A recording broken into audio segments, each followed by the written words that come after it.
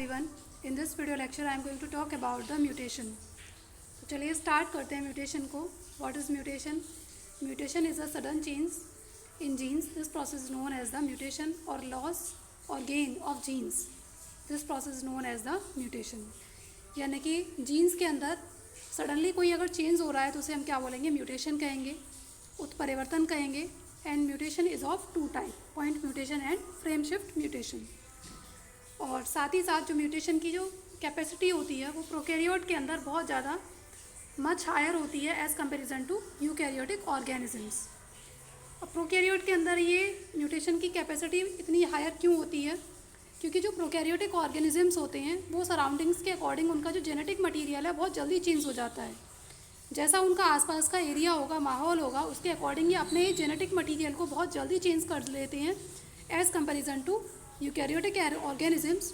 क्योंकि eukaryotic organisms के genetic material को चेंज होने में उसे मिलियंस ऑफ ईयर का टाइम लगता है, जबकि जो प्रोकैरियोट का जो जेनेटिक मटीरियल है वो बहुत जल्दी अपने आप को चेंज कर लेता है. इसलिए म्यूटेशन जो है प्रोकैरियोट के अंदर बहुत जल्दी हो जाती है और यूकैरियोट के अंदर इतनी जल्दी नहीं होती है, और या फिर कह सकते हैं बहुत रेयर देखने को मिलती है. और ये जो म्यूटेशन है हमने अभी बताया कितने टाइप की होती है, दो टाइप की होती है. पॉइंट म्यूटेशन, दूसरी होती है frame shift mutation. Point mutation में क्या होता है कि ये केवल सिंगल बेस पेयर के अंदर दिखाई देगी. जो नाइट्रोजिनस बेस पेयर होते हैं उस नाइट्रोजिनस बेस पेयर के किसी सिंगल बेस पेयर के अंदर ये जो म्यूटेशन है वो दिखाई देगी. इसीलिए हम इसे कहते हैं सिंगल या पॉइंट म्यूटेशन हम इसको कहेंगे. जैसे एग्जाम्पल है इसका कि जो एक डिज़ीज़ होती है उसे हम कहते हैं sickle cell anaemia. Sickle cell anaemia में जो बीटा ग्लूटामिक चेन होती है उस बीटा ग्लूटामिक चेन की 6th पोजीशन पर एक कोडोन आता है, वो होता है GAG. अब जैसे यहाँ पर GAG आया, अब ये जो GAG है ये किसे बना रहा है? ये ग्लूटामिक एसिड को बना रहा है. ये ग्लूटामिक एसिड नाम के अमीनो एसिड को कोड कर रहा है, और वो जो ग्लूटामिक एसिड है वो किसे बना रहा है? वो आगे किसे बनाएगा? ये अपने अंदर एक प्रोटीन बनाएगा आगे, और प्रोटीन क्या करेगी कि वो एक कैरेक्टर शो करेगी जो कि कहाँ दिखाई देगी? वो दिखाई देगी RBC की शेप में दिखाई देगी. कि RBC की शेप कैसी होगी? बाई कनकेव होगी. और जैसे ही RBC की जो शेप है बाई कनकेव होगी तो उसके अंदर ऑक्सीजन की कमी नहीं होगी, और ऑक्सीजन की कमी नहीं होगी तो सिकल सेल एनीमिया जैसी कोई डिजीज़ भी उसको नहीं होगी. लेकिन क्या होगा कि जब ये अपनी कॉपी बना रहा होगा, जब ये अपनी ही जैसी कोई कॉपी बना रहा होगा तो उस वक्त इसकी जो 6th पोजीशन पर आने वाला ये जो पर्टिकुलर कोडोन है ये हो जाए GAG से GUG हो जाए. और जैसे ये GUG हुआ तो क्या होगा? GUG होने से क्या हो जाएगा इसमें कि ये किसे कोड करेगा? अब पहले ये किसे कोड कर रहा था? ग्लूटामिक एसिड को कोड कर रहा था. अब ये किसे कोड करेगा? वैलीन को कोड करेगा. वैलीन को कोड कर देगा, और जैसे ये वैलीन को कोड करेगा तो क्या होगा कि जो RBC की शेप है, वैलीन क्या करेगी? प्रोटीन को बनाएगी, और वो प्रोटीन क्या करेगी? कैरेक्टर को कैरी करेगी, और उस कैरेक्टर के अकॉर्डिंग क्या होगा कि वो जो इन्फॉर्मेशन है वो कहाँ पर दिखाई देगी? इसकी शेप में दिखाई देगी, RBC की शेप में. तो RBC की शेप कैसी हो जाएगी? वो लंबाई में हो जाएगी, यानी कि उसकी जो शेप है फैल जाएगी, इस तरीके से फैल जाएगी. और इसके फैलने से क्या होगा कि इसकी जो ऑक्सीजन कैरी करने की जो कैपेसिटी है वो बहुत ज़्यादा लो हो जाएगी या डाउन हो जाएगी. और जैसे ही वो ऑक्सीजन कैरी करने की कैपेसिटी कम हुई तो इसके अंदर लैक ऑफ ब्लड हो जाएगा, यानी कि जो ब्लड की कमी है, ब्लड की कमी हो जाएगी इस RBC के अंदर. ऑक्सीजन कैरी करने की कैपेसिटी कम हुई तो ब्लड को कैरी करने की ब्लड का जो लेवल है, जो ब्लड है उसका जो लेवल है वो भी डाउन हो जाएगा. और इससे क्या होगा? एक डिजीज़ हो जाएगी जिसे कहते हैं सिकल सेल एनीमिया. ठीक है, तो यहाँ पर क्या देख रहे हैं हम? सिर्फ एक पॉइंट में चेंज आ रहा है. ये जो पूरा का पूरा ये फ्रेम है, यानी कि ये पूरा एक कोडोन है, कोडोन का एक फ्रेम है. इस फ्रेम के सिर्फ इस वाले पॉइंट में, बाकी सब एज इट इज़ रहा. जी आ गया, यहाँ पर भी जी ऐसे ही रहा. यानी कि इसके सिर्फ इस पॉइंट में एक ही जगह पर क्या हो गया? U हो गया. और जैसे ही एक ही जगह पर U हुआ तो ग्लूटामिक एसिड की जगह पर यहाँ पर क्या बनने लगा? वैलीन बना. और उस वैलीन ने क्या किया? RBC की शेप को बदल दिया, और RBC की शेप जैसे ही बदली तो उसकी ऑक्सीजन कैरी करने की कैपेसिटी डाउन हो गई. और ऑक्सीजन कैरी करने की जब कैपेसिटी उसकी डाउन हो गई तो क्या होगा? वहाँ पर लैक ऑफ ब्लड हो गया, यानी कि किस डिजीज़ से सफ़र करना पड़ा? इसमें जो डिज़ीज़ होगी वो होगी सिकल सेल एनीमिया नाम की डिज़ीज़ यहाँ पर हो जाएगी.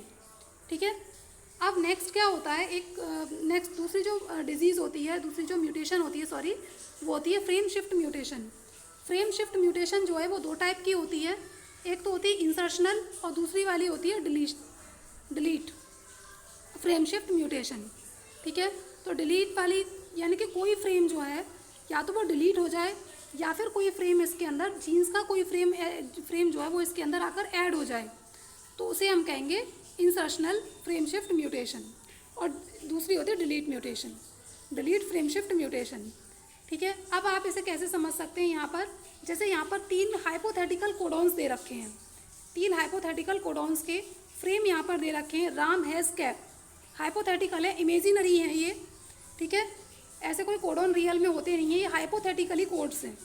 ठीक है, राम अपने आप में एक अलग ट्रिपलेट है और ये अलग टाइप की प्रोटीन को बना रहा होगा, यानी कि पहले तो अमीनो एसिड बना रहा होगा और वो जो अमीनो एसिड है वो एक प्रोटीन को कोड कर रहा होगा। ऐसे ही हैज़ जो है एक अलग ट्रिपलेट है और वो अलग टाइप के अमीनो एसिड को कोड कर रहा होगा। कैप जो है वो एक अलग ट्रिपलेट है और वो अलग टाइप के प्रोटीन को कोड कर रहा होगा। ठीक है, अब क्या हुआ यहाँ पर कि यहाँ ये जो है इस पहले प्रोसेस में क्या हुआ, पहले हम समझेंगे इंसर्शनल को। इंसर्शन यानी कि जो ट्रिपलेट है, यानी कि जो पूरा का पूरा फ्रेम है वो कैसे यहाँ पर इंसर्ट हो रहा है, यहाँ पर कैसे जुड़ रहा है। यहाँ पर हमने देखा कि 3 फ्रेम यहाँ पर दिख रहे हैं, 3 ट्रिपलेट हमें यहाँ पर दिख रहे हैं और वो 3 ट्रिपलेट 3 टाइप की प्रोटीन को बना रहे हैं। अब क्या हुआ, राम एज इट इज़ आया, हैज़ एज इट इज़ आ गया। और दूसरे स्टेप में क्या हुआ कि आर यहाँ पर एक नया जीन यहाँ पर आकर ऐड हो गया और साथ ही साथ ये जो कैप है, इस कैप में से जो सी और ए है वो यहाँ पर क्या हो गया, शिफ्ट हो गया। सी और ए शिफ्ट हो गया और पी यहाँ पर अकेला रह गया। दूसरे स्टेप में क्या हुआ कि राम और हैज़ ये दोनों एज इट इज़ रहे। यहाँ पर पहले तो सिर्फ आर आया था, अब ई और आर यानी कि आर और ई दो नए जीन आकर ऐड हो गए और सी यहाँ से शिफ्ट, सी यहाँ पर रहा और जो ए है अब यहाँ से इस पी के पास चला गया, इस जगह पर आ गया। तीसरे स्टेप में क्या हुआ, राम हैज़ अब यहाँ पर क्या हो गया, रेड हो गया पूरी तरह से। नए यहाँ पर जो एक और नया जीन आकर ऐड हो गया और यहाँ पर इस नए जीन के ऐड होने से क्या हुआ, एक ट्रिपलेट बन गया, पूरा का पूरा एक नया फ्रेम यहाँ पर आकर ऐड हो गया। और वो जो फ्रेम है वो क्या करेगा, एक नए अमीनो एसिड को बनाएगा और वो जो नया अमीनो एसिड है वो नई प्रोटीन को बनाएगा और नई प्रोटीन नए कैरेक्टर को शो करेगी। पहले यहाँ पर 3 कैरेक्टर दिख रहे थे, अब यहाँ पर जब इसके अंदर ये इंसर्शनल फ्रेम शिफ्ट म्यूटेशन हुई तो यहाँ पर कितने कैरेक्टर शो होने लगे, 4 कैरेक्टर शो होने लगे, क्योंकि यहाँ पर एक नया फ्रेम यहाँ पर आकर ऐड हो गया, या कह सकते हैं एक नया ट्रिपलेट यहाँ पर आकर ऐड हो गया। तो इसको हम कहेंगे इंसर्शनल फ्रेम शिफ्ट म्यूटेशन। ठीक है, अब नेक्स्ट स्टेप में क्या होता है कि यहाँ पर हम कितने कोडॉन्स देख रहे हैं, 3 कोडॉन्स हैं या 3 फ्रेम हम इसके अंदर देख रहे हैं। पहली बार में क्या हुआ, राम एज इट इज़ आया। अब यहाँ पर जो हैज़ है, इस हैज़ में से एस तो डिलीट हो गया और सी यहाँ से यहाँ पर शिफ्ट हो गया। ठीक है, सी कैप में से यहाँ आ गया। दूसरे स्टेप में हमने क्या देखा, राम एज इट इज़ रहा। पहले तो सिर्फ यहाँ से क्या हुआ था, एस डिलीट हुआ था, अब एस की जगह पर क्या डिलीट हो गया, एस और ए दोनों डिलीट हो गए और सी और ए जो है इस कैप में से इस साइड आ गए और पी यहाँ पर अकेला रह गया। नेक्स्ट स्टेप में हमने क्या देखा कि जो पहले लास्ट में जो एच था, एच भी डिलीट हो गया और अब क्या रह गया, राम कैप रह गया। क्या रह गया, राम कैप। ठीक है, राम और कैप यहाँ पर रह गए। तो पहले यहाँ पर कितने कोडॉन्स थे, 3 कोडॉन्स दिख रहे थे, यानी कि 3 ट्रिपलेट यहाँ पर दिखाई दे रहे थे। तीनों कोडॉन्स 3 अमीनो एसिड्स को बना रहे थे। 3 अमीनो एसिड्स 3 टाइप की प्रोटीन को कोड कर रहे थे। अब यहाँ पर सिर्फ 2 ट्रिपलेट रह गए, दो जो हैं, जो कोडॉन्स के जो ट्रिपलेट हैं वो यहाँ पर केवल 2 रह गए और इस तरीके से पूरा का पूरा जो फ्रेम है वो यहाँ से गायब हो गया। जो हैज़ है वो पूरी तरह से गायब हो गया। तो इसको हम कहेंगे डिलीट फ्रेम शिफ्ट म्यूटेशन, हम इसको कहेंगे। अब यहाँ पर केवल 2 ही टाइप की प्रोटीन बनेगी और 2 ही टाइप की प्रोटीन जो है वो 2 ही टाइप के कैरेक्टर को दिखाएगी। तो बस इतना ही इस म्यूटेशन में, और मेरे ख्याल से आपको ये वीडियो समझ में आई होगी। और अगर आपको ये वीडियो समझ में आई है तो प्लीज़ हमारे चैनल को लाइक कीजिए, सब्सक्राइब कीजिए, शेयर कीजिए और कमेंट कीजिए कि आपको वीडियो कैसी लगी। ठीक है, और लाइक ज़रूर किया कीजिए बच्चों, क्योंकि लाइक करने से हमें मोटिवेशन मिलता है, इसलिए। ठीक है, थैंक यू स्टूडेंट्स।